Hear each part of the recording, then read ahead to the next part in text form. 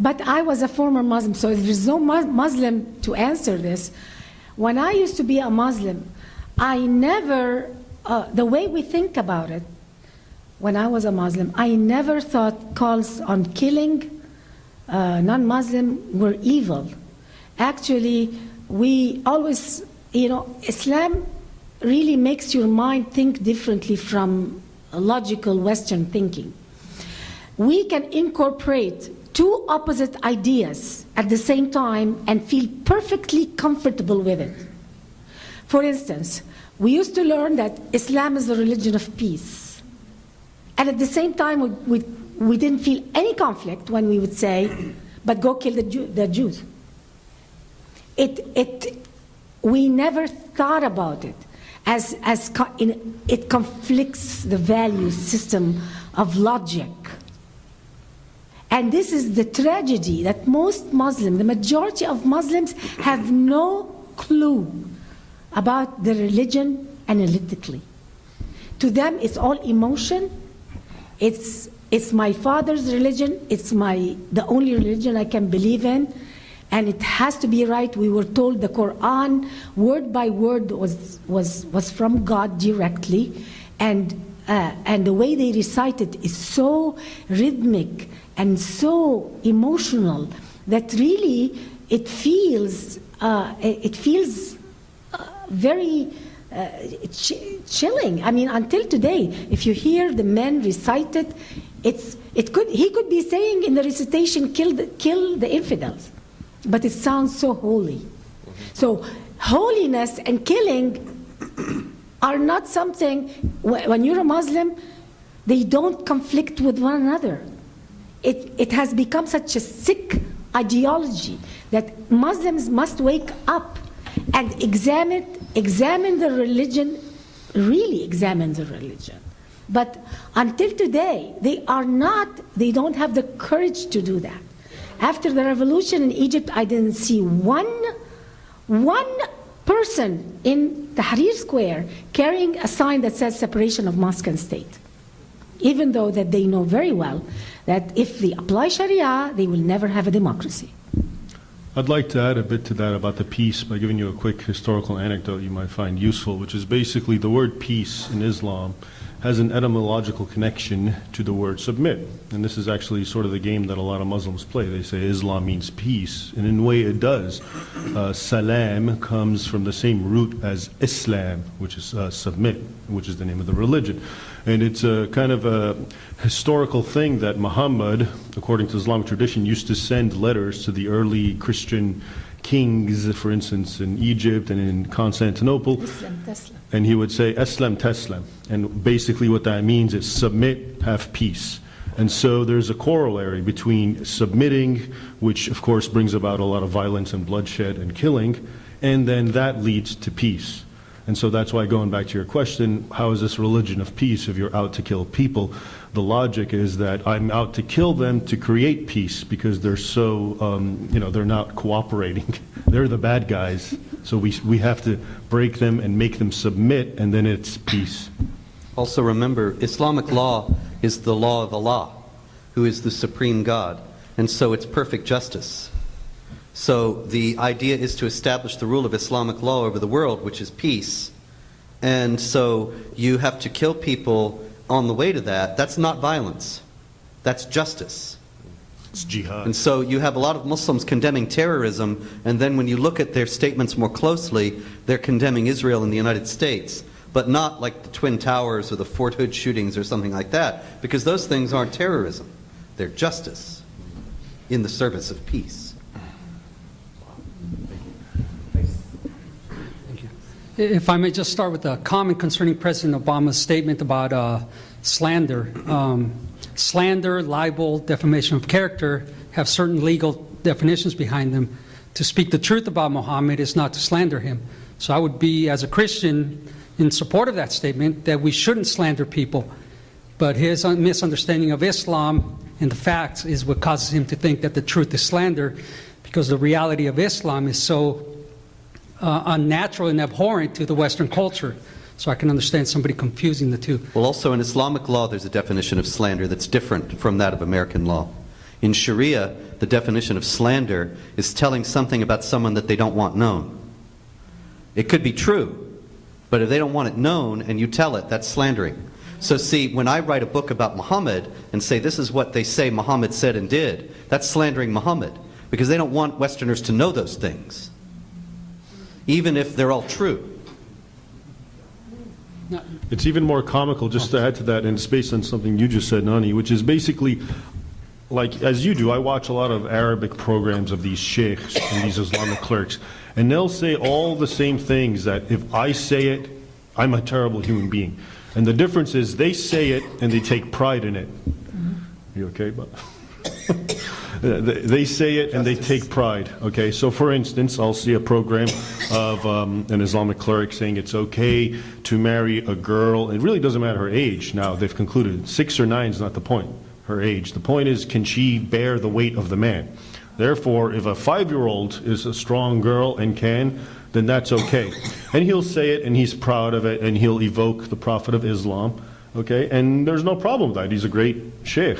But if I say it, I'm saying it with a bit of criticism. We're both stating the same thing, but it's exactly why am I saying it? I'm saying it to be critical. He's saying it and he's supporting it. Another Muslim cleric will come and say and complain about how if we really want to fix our economy, we need to do what Muhammad did, which is go on a jihad, raid people, steal their stuff, enslave them, and sell them in markets. And he'll get a loud, thunderous applause for that. But if I say it and then I'm being critical and saying this is not how it should be, then I'm the bad guy. So it's a lot of it has to do with the value judgment, which is sort of something that's been conveyed here. For instance, Muhammad he used to tell people that the urine of the camel and his own urine would cure diseases. Muhammad's urine, okay, that's in some hadith. And today in Egypt, because they're becoming so Islamist, there is a clinic that opened to sell camel urine because Muhammad said so. If I laugh at it and write an article criticizing it, I'm saying doing slander against Islam, even though they're doing it. So they are ashamed. I mean, come on, let's face it. What kind of religion, kills people who insult them? They must really don't have enough confidence in themselves. Islam is a religion that has the least confidence in itself, and that's why any little criticism rocks them. I mean, it goes crazy, because they cannot answer you logically. They cannot defend themselves logically, so they resort to terror and violence. The Quran itself says, "O you who believe, do not ask about things which if made plain to you will make you uncomfortable." And so even among Muslims, they say, and they quote the Quran, don't ask too many questions. Don't ask any questions. Believe in it as it is. And that's why when Muslims live in the Middle East, nobody criticizes Islam because it's a crime.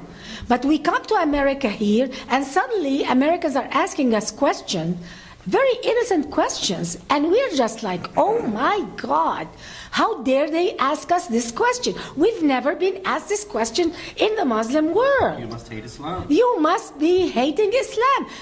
You're supposed to accept what we tell you as is. And that's why I left the religion. Now, to follow that with the question, for the layperson, seeing that there are so many sects within Islam themselves and different divisions, how would you approach Muslims concerning the primary source materials, and how would you reference them so that they carry some weight? Most of them don't know the religion. That's something I want to just alert you to. You're saying about different sects. Most Muslims are Muslims, hardly ever read the Quran with understanding. Different sects are just following each other. They hate each other just because they were told to hate each other. And really, you don't have to go too analytical, because if you know something, most probably a Muslim person doesn't know it. One historical thing, a lot of Muslims, what do they want? They want a caliphate, right? And they always talk about the golden age of the caliphate and how wonderful Islam was and the world was, and it was at peace. And the other day I was looking at the Umayyad and the Abbasid caliphates, and amazingly, the vast majority of the caliphs were all assassinated. And usually when you have assassinations going on, that's an indication of turmoil and chaos. So even the golden age, quote unquote, that is their paradigm that they wish to instill and to bring about, is itself full of bloodshed. Most people who have a mythical golden age, at least it's so, it's utopic, and however hard it is to actually realize it. But even their golden age is full of bloodshed and killing and destruction. And one final hadith, Muhammad himself said, in the end times there will be, I forget the number, something like 99 Islamic sects. And 72 Islamic 72. And 71 will go to hell because only one's right. So you don't know every which sect one. thinks the other one is an infidel that should go to hell. Since we are short of time, I would appreciate it if you avoid making statements and just ask short questions. Thank you. I have a two-part question. If President Obama says the slandering using the Muhammad's name, why we cannot say slandering when putting the cross in a urine and call it the art? Also defaming Mary or Jesus. It's a flagrant inconsistency. Because the that's Christians don't go and riot and kill and burn. Yeah. We're cowards. We're basically cowards. That's why we give too much respect No, but if Christians did riot and burn, Obama would have no problem slapping Saying them the down. same. No, Yeah. he would put them in jail, and Yeah, he would. And how dare you? This is unacceptable. This is reserved for Muslims because Muslims, we kind of They have kind to of treat get the them pass. nicely because they're so violent. That's the logical. But Christians know better. So if you're violent, you go to jail. Yeah, oh yeah. We won't tolerate that. Okay. Second part. If I say Jesus Christ is the only way to God, not Muhammad, is it a slandering or is it a hate crime? Don't In take it in Pakistan, front of yeah. a Muslim. You go to jail in Pakistan for saying that. It could be lynched by a mob. This is how they victimize Christians in Talk about Pakistan. here, that. Well, it's getting to be that way here. This is the thing, that we're talking about free speech tonight, and if we want to look at what that would look like, we can look at the Section 295C of the laws of Pakistan and see how it's applied in Pakistani society. And I'm sure you're well aware that Christians are routinely victimized by the blasphemy laws in Pakistan, and that's exactly the law that they want to bring to the United States. And it's exactly the case where a Muslim who wants the land that a Christian owns, or his car, or something that he's got, he goes and he says, "Do you believe Muhammad is a prophet?" And the Christian says, "I don't believe Muhammad is a prophet." He accuses him of blasphemy. The guy's arrested. If he's acquitted, then a mob kills him, and the Muslim can take whatever it is of his property that he wants. This is the blasphemy laws in action. And so that's what's coming. Don't be Watch a the United Christian States in a 20 Muslim years. world and own a diamond store or a jewelry store, because you can be accused of blasphemy, shot and robbed. Thank you. The UN resolution that you mentioned in the beginning was 1618 or That's right. 1816. Is there any way that can be undone? What would be the necessary steps, if there are any, to have that commitment, from the president withdrawn? Well, I guess the president could just withdraw it. I mean, we're not technically bound at this point. This is the showdown I was mentioning that has to come.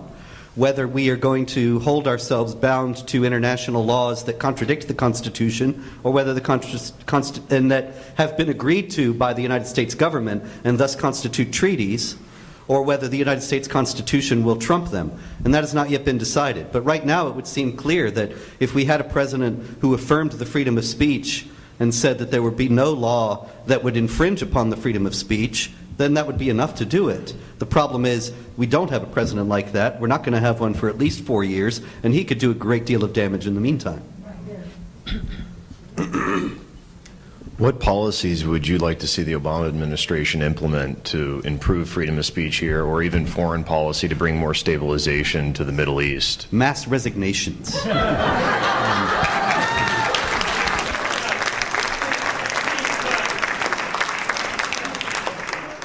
This is something that I alluded to in the talk that I gave earlier, that Petraeus and General Allen had a chance to explain and defend the freedom of speech when Muslims started rioting and killing over the Quran burning or the Muhammad video or whatever the outrage du jour was.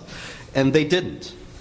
And this is what they ought to be doing. They ought to be explaining why the freedom of speech is so important and why even Afghanistan would benefit from having it, and even Pakistan, and even Egypt, and so on. They ought to be, I mean, we really ought to have been doing this for years. We instituted constitutions in Iraq and Afghanistan that affirmed Sharia as the highest law of the land. And that was all about, you know, we're all about the will of the people and democracy and so on.